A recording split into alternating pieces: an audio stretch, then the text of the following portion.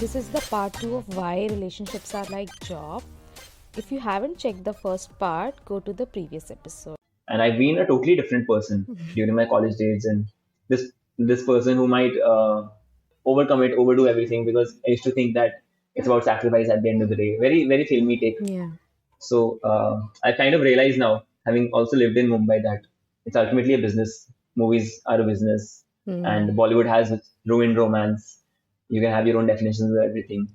So I've realized that yeah, I don't have to really. Yeah, it's the same for job as well. I mean, not just Bollywood, but Yeah. this entire movie, film, and this industry, they have ruined not just relationship but also jobs for us. So, working dedicatedly for this company and becoming a CXO person in like 10 years is the goal for everyone. Hmm. And this is what we see in movies, like this person was a loser and this girl, she left him and now he's an IAS officer. Which doesn't happen in real life, right? शादी में जरूर आना. And Hmm. yes. Hmm. And other examples as well. And it's fine to live a normal middle class life, and you Hmm. don't need to become a billionaire in 10 years. This is not a goal for everyone. This should not be a goal for everyone. I mean, I believe Yeah. not just relationships, because Hmm. that is a part, that is something people acknowledge nowadays, Yeah. that Bollywood has given us a fake standard for relationship. These things generally doesn't happen, but I believe jobs also and career also.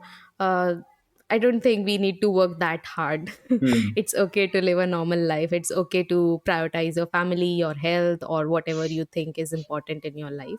So I was actually the same. I was a workaholic person. I was proud that I'm working 12 hours a day, and so much so that Hmm. it started affecting my health, both physical and mental. And this is when I realized, okay, I need to Hmm. cut some things down, right? I need to have some other thing in my life other than work. So I adopted a dog, I started going to gym, and I started having a schedule around these things. Hmm. So I was honestly pushing myself to go to the gym, and not something I was really excited about, but I started having a schedule around it, and now I love it. So I'm not going to compromise my time with my dog and my gym time, and everything else come in between. So even if it's job, Hmm. meeting friends, or so on. So I believe, even if you follow these movies, they are fiction. They are fiction. Treat them like that, and learn about yourself. What do you enjoy, what do you Yeah. like, and what do you want to Right. do in your life. Nice mini TED talk there, Rashmita. Yeah, but I absolutely agree with some of the things you said, especially not everyone wants to be a CMO or a CEO. For example, I'm in the marketing department. I lead content for a crypto brand. So I am asked sometimes, okay, what are your plans in terms of your career? How do you plan to become the CMO? And I usually am clueless because I've never thought of it, and I don't think I have the plans to become a Mhm. CMO. It's like being the CEO of your own marketing department, and I've not really associated with doing everything about a particular department. I think you have to become a generalist ultimately to become a CXO. Mm. And I've been on the other side mostly as a specialist. So either you diversify to become a CXO, or you just kind of find the next employer uh, where you can work as a specialist, but for a larger Mm. team, so that you also grow in your career while retaining your profile, the kind of profile you have. So CMO bit, I don't really understand still. And for me, personal career aspirations, I don't think I have those. And Yeah. also the other thing you mentioned, like in movies, people quitting their jobs and all of that, or becoming someone totally kick-ass after a setback, especially a breakup. That's, I think, visually Mm. interesting to see, but in real life, Mm. that's not what always happens. You still remain a loser. Many people do. But Mm. in terms of, for example, impulsive resignations, that was quite cool some years ago. It still is somehow. Some young people do that, Mm. but it's just good when you see it in a Three Idiots or a Tamasha. But otherwise, in real life, it's just closer to career suicide. So you can be smarter about it. You can be calmer about it. But a lot of creative people, especially when Mm. they're in a corporate culture, they feel they're stuck emotionally, and mentally, all of those things. And suddenly they burn themselves out till the point that they have to kind of be rude to their bosses in the end.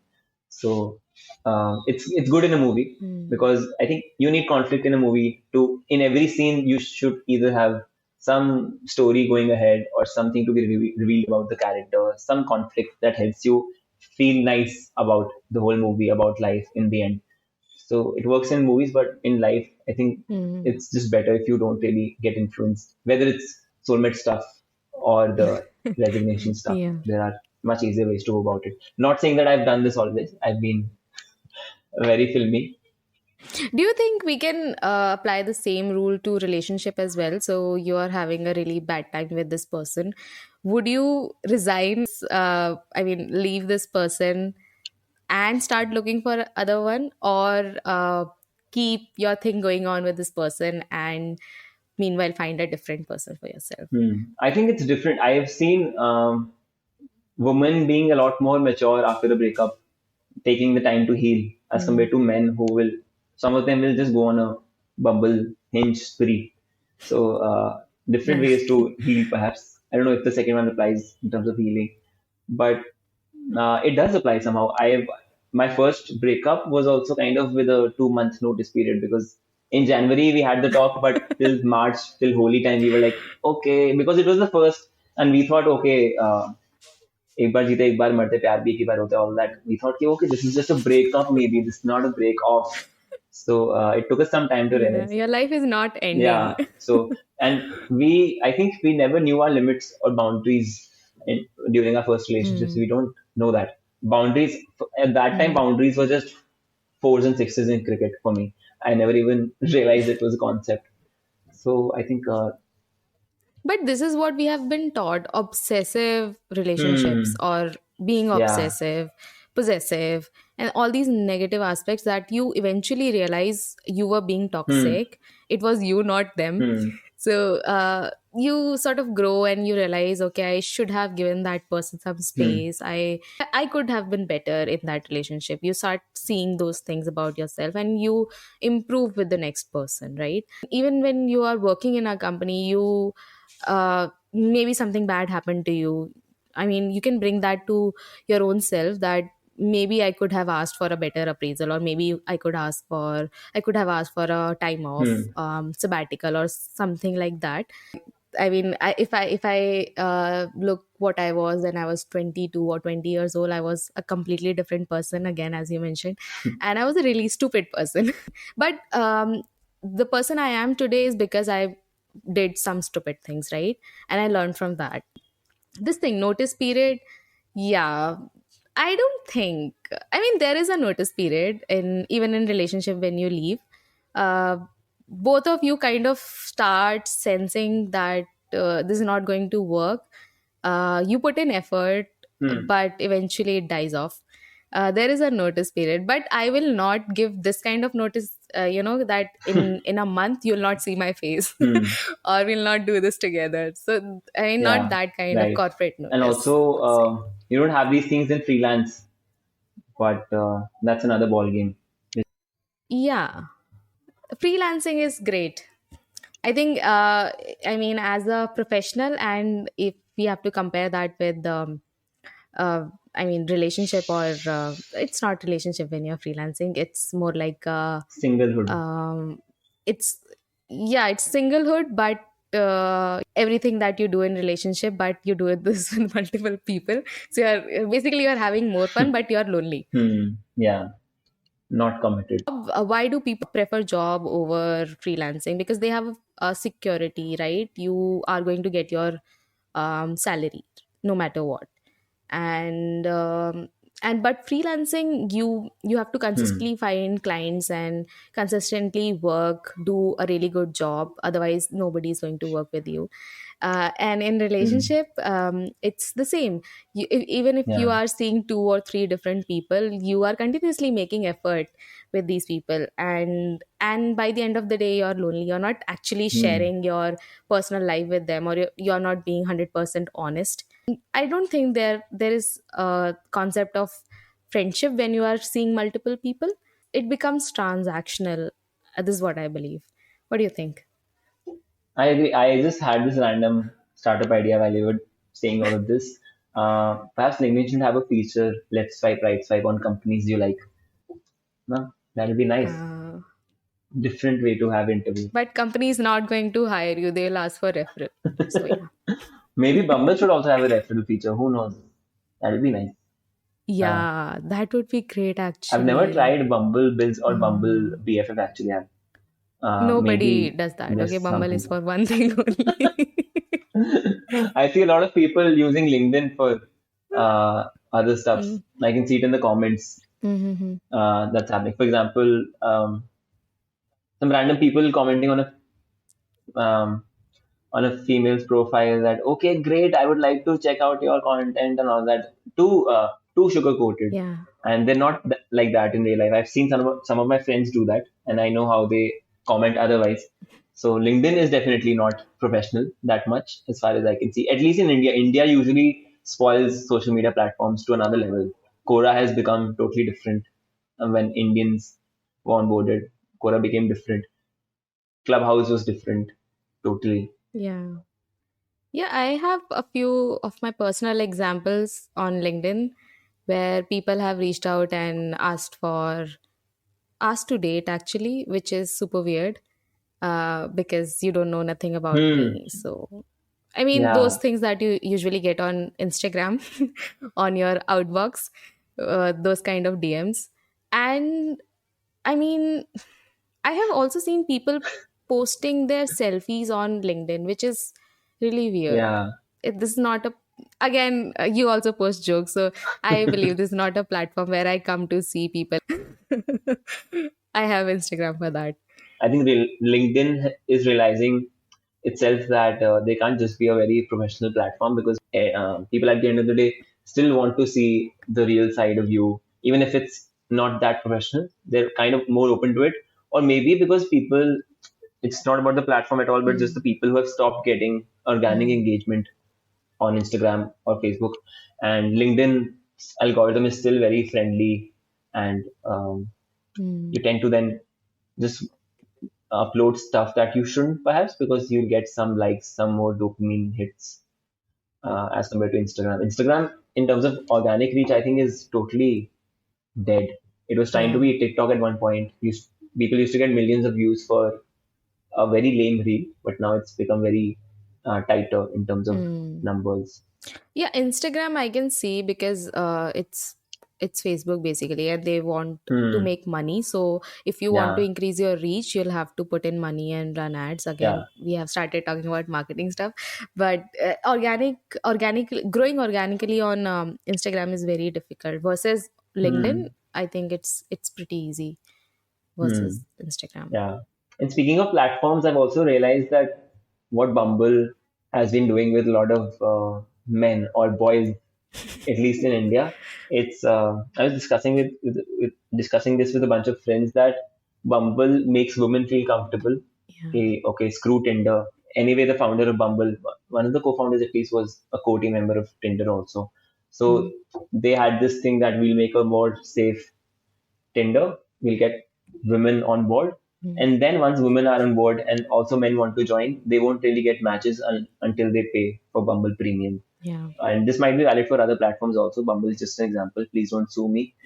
But I think this is a smart way to still make people pay because Tinder couldn't really leverage Mm, the premium model, and hence I think the quality went down.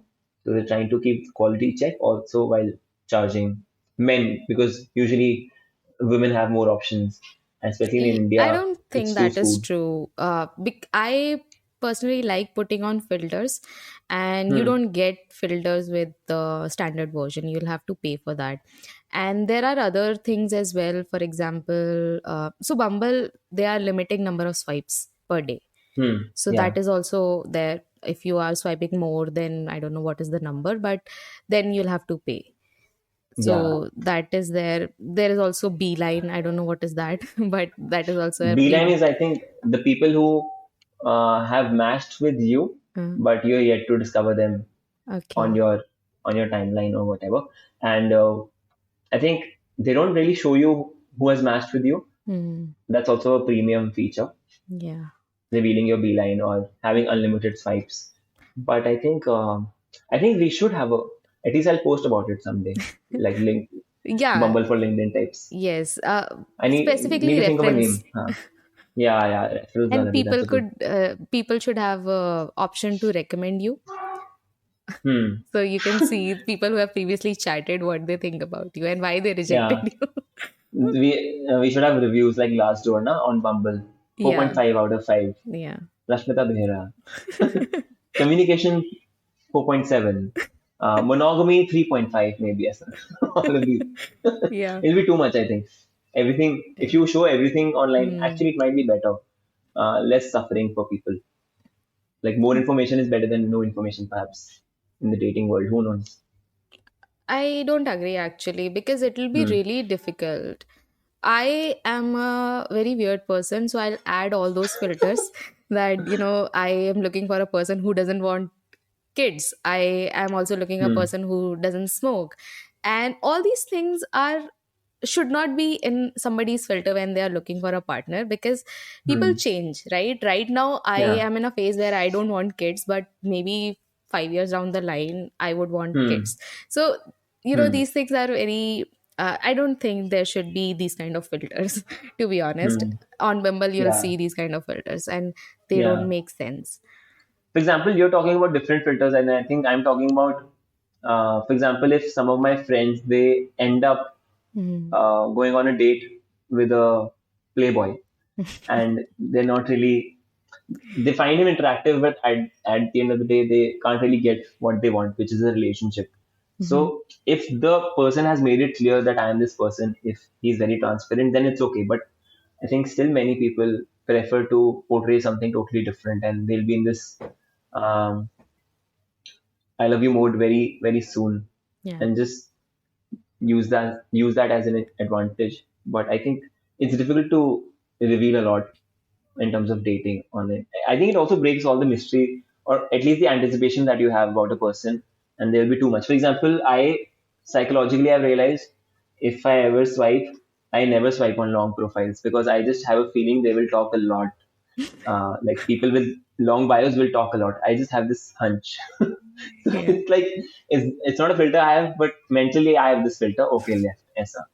Oh. So this is one, and if it's one photo, then I don't swipe right because it's Yeah. the easiest way to fake. Then if there are a lot of photos but all of them are selfies, then I feel that okay, does this person have a life, or is she too self obsessed? So I swipe left. So this is just very random Mhm. filters. I don't have other filters on Bumble. Maybe I used to have a filter of regular smokers on Hmm. Bumble.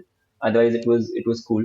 But yeah, mentally I do have some filters, and I can be a judgmental auntie when it comes to these things I have because a completely different hmm, process to be honest. So I'll hmm, put in a filter of kilometers, which is basically yeah, 20 obviously, 20-kilometer radius. I don't want to go to Noida from yeah, Rohini to yeah, meet this guy. hmm, I'll put on that filter and age filter. So I don't want hmm. 22 years old texting me or reaching me.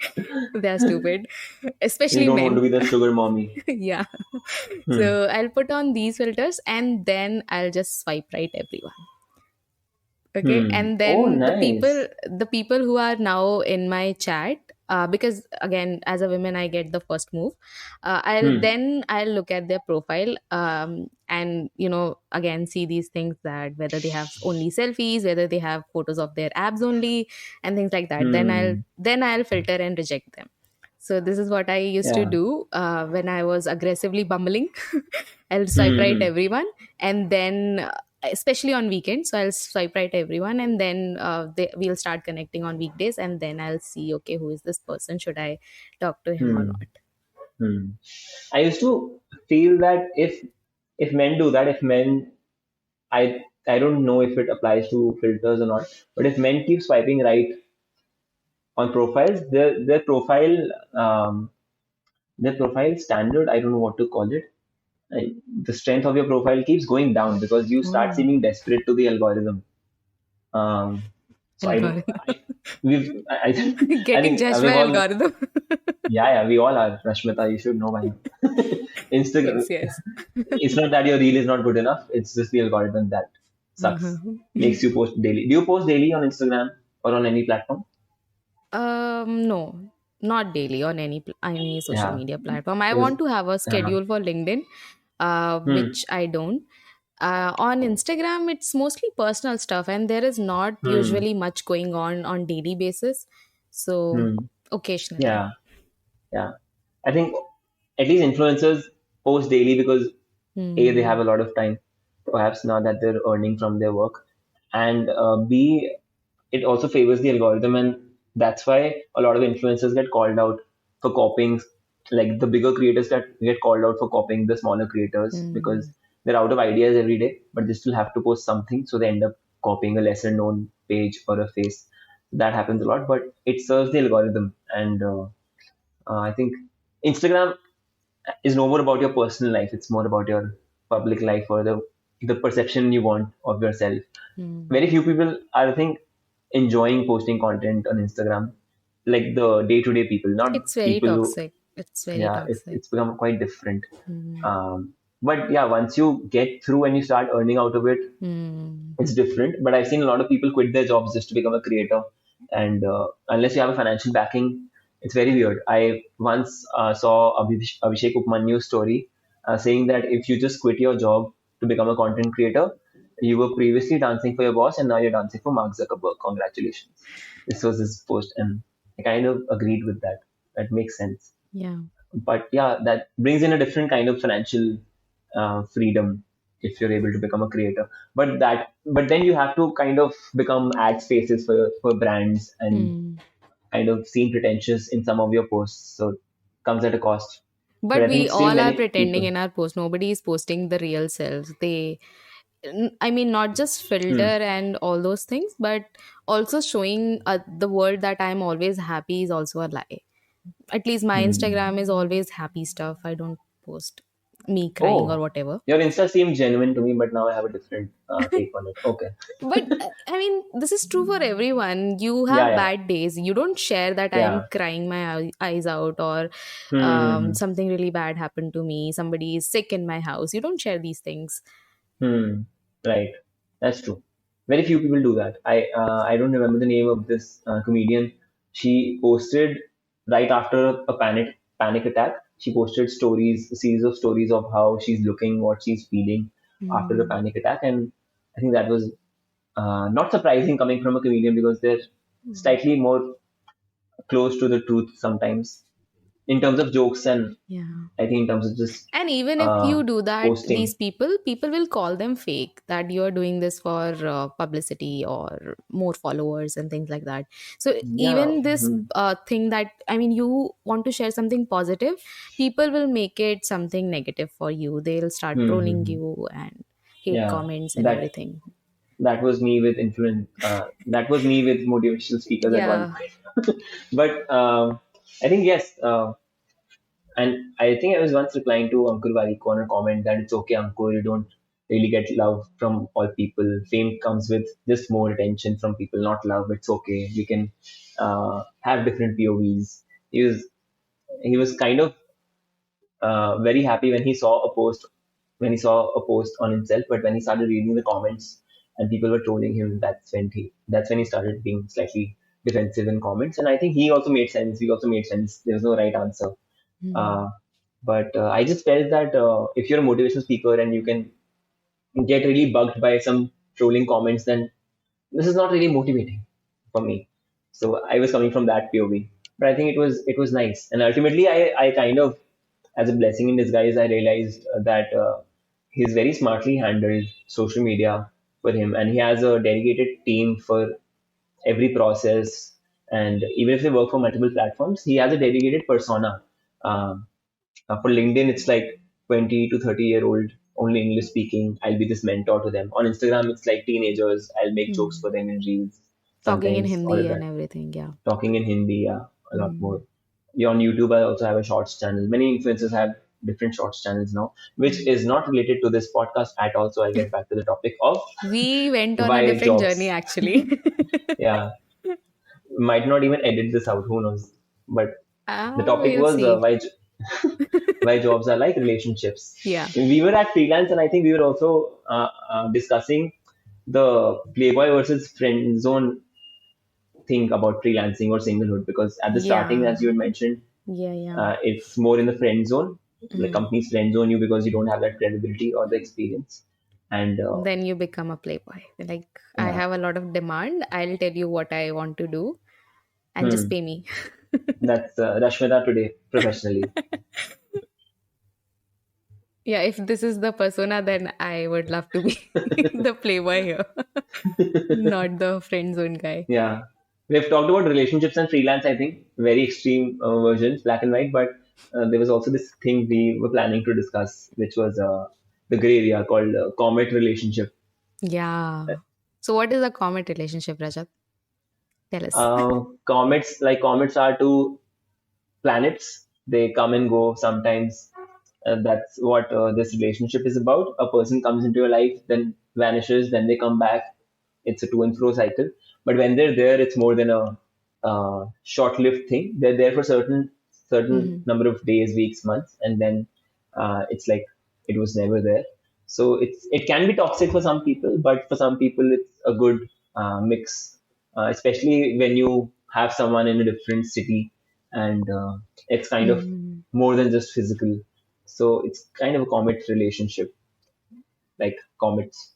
Yeah, actually, when you shared the concept of comet relationship, because we already have discussed Hmm. this thing, I honestly thought it'll be something good or Hmm. magical, right? Because, you see a falling star, you make a Hmm. wish. So I thought it'll be something like that. It's a magical relationship, or it feels like fairy tale or something like Hmm. that, something you wished for Hmm. actually. But now, listening to the definition, it doesn't sound really magical to me. It sounds like, okay, this happens. I don't think anything in the relationship is magical beyond the initial honeymoon period, as you mentioned, Yeah. because that's when the hormones are at play and you just want to do everything with this person. You want Mm, them to be your lifelong therapist, your lifelong financial partner, and physical partner, emotional partner, everything, mm, the parent of your kids.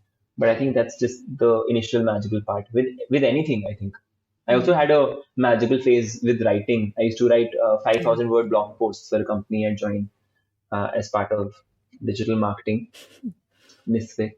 But then I realized that okay, writing is difficult. You have to put yourself into that zone. And also, writers have tried to sound very smart with other writers have tried to sound very smart with writer's block, which is Mm, I don't think uh, that true as a concept, because if you have a deadline, you will ultimately post something, even if it's 70-80% there. mm. You at least submit something as compared to being lost in that slow but perfect one loop, which can get So quite tricky. basically, you'll get bored. Even if you love writing today, you'll get bored after a few months. Same is the case with the person.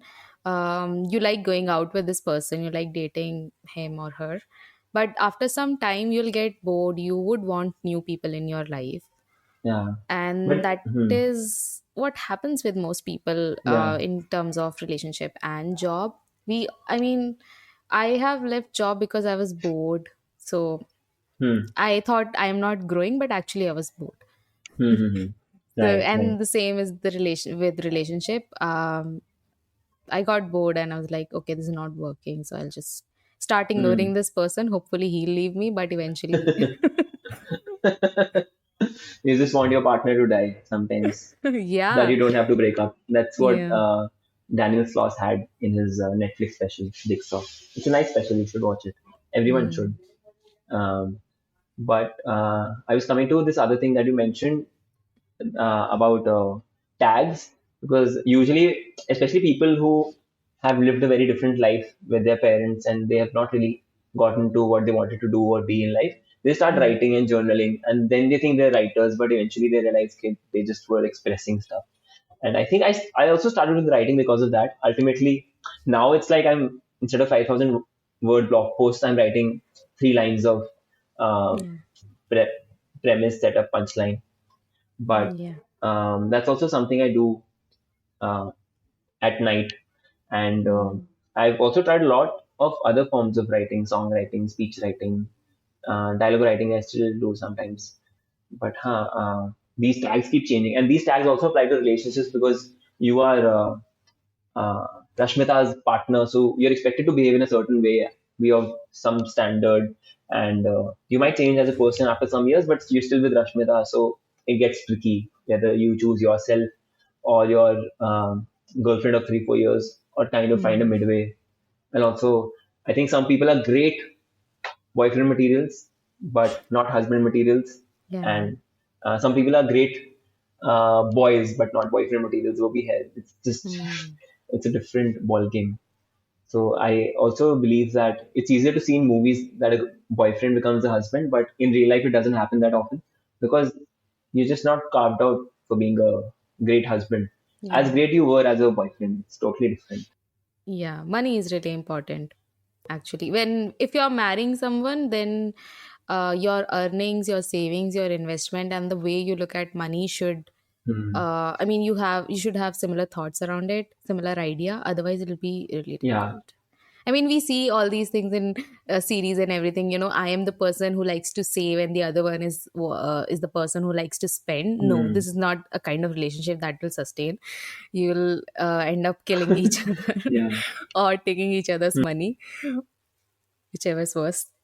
But rich people are also kind of antagonized. They were shown as villains in the 90s. And I think I grew up feeling that money is not great and rich people are bad. So it's okay to be middle class, upper middle class.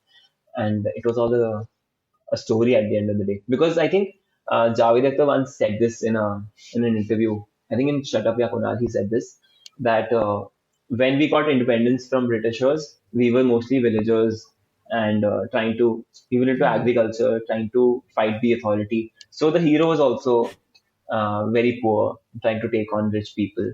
Then came a time in the 90s when Karan Johar era, when rich people were protagonists. They were NRIs trying Hmm. to go abroad, K3G stuff, and all of that. Then now we're at a time when we also have web series, of course, a lot more internet penetration. So now we've kind of found a midway that the protagonist is neither very rich nor poor. They're just middle class people in a small town trying to go about their daily lives. And people relate a lot to that and ultimately end up watching the whole web series because your web series is not just about a protagonist, it's about the whole universe you create. Yeah. In a movie, you can do anything and get away with it. Like Brahmastra is not a relatable character at all. He's Hmm. spitting fire like a dragon, Yeah. but it still works because it's a 2.5 hour movie.